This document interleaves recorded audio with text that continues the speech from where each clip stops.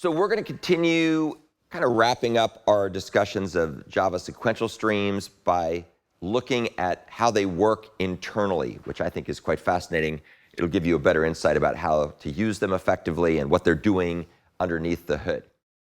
And you'll see that there's some things that you have control over with Java streams and the internals, other things you don't. So it's kind of like the Serenity Prayer for Alcoholics Anonymous about knowing what you can change and what can't change and understanding the difference between what you can change and what you can't change. So first question, why does it matter how streams are implemented internally? So keep in mind that a stream consists of three general phases. There's the split phase, where you use something called a spliterator, which we'll talk more about here during the next few lessons, to convert some data source, an array, a list, a file, whatnot, into a stream so you can manipulate it or filter it in some way. There's the apply phase, where you process the elements in the stream, either sequentially or in parallel, depending on whether you have a parallel or sequential stream, of course. And you'll see that with parallel streams, these apply tasks can run in parallel, otherwise they run sequentially.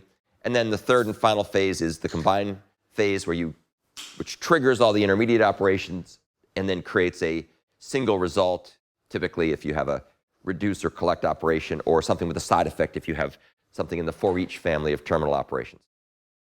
So knowing which of these phases you can control and which you can't is helpful for a variety of different reasons.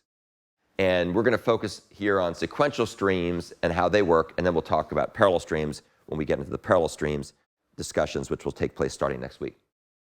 So let's start by discussing splitting and combining. So splitting and combining are often invisible from your perspective, from a programmer's perspective. They're done for you under the hood by a bunch of things that are baked into other parts of Java. So all Java collections have predefined splitterators. So if you look at the collection interface, which everybody inherits from one way or another, you'll see that there's a spliterator method on all of them because it's a default method defined in the collection, which is an interface.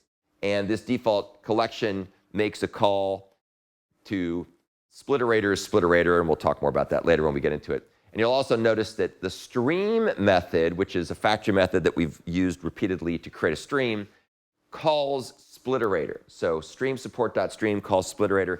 That makes a splitterator. In this case, it's going to be a sequential stream, but it's used to break the data source up into chunks.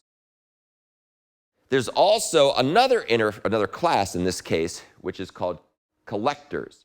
And there's a whole slew of predefined collector factory methods defined in the collectors utility class.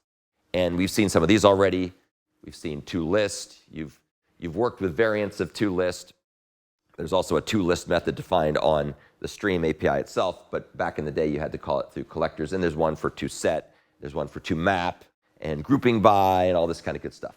So these are the ways that you typically get splitting and combining out of the box.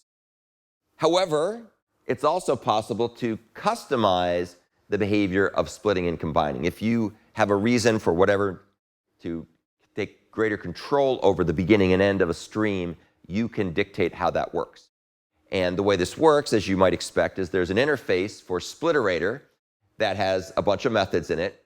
The two of the ones that are most important for sequential and for parallel streams are try advance and try split. And we'll talk about those quite a bit, and you'll see some examples. And then there's also a collector interface. And that's, of course, what you can use if you want to control the behavior of collecting things. And that has a whole slew of methods. It has 5 methods. We'll talk a lot more about them later. But basically, both the spliterator and the collector interfaces provide a framework that's used to do things, either break stuff up into chunks or accumulate the elements in the stream back into some kind of collection using an intermediate entity called a mutable result container.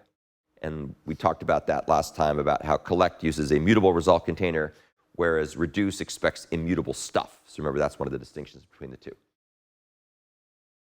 So that's the end of the overview of this particular piece. Now, of course, I would be remiss if we didn't cover these things in more detail, so that's what we're going to cover through the rest of the slides sets in this particular part of the course.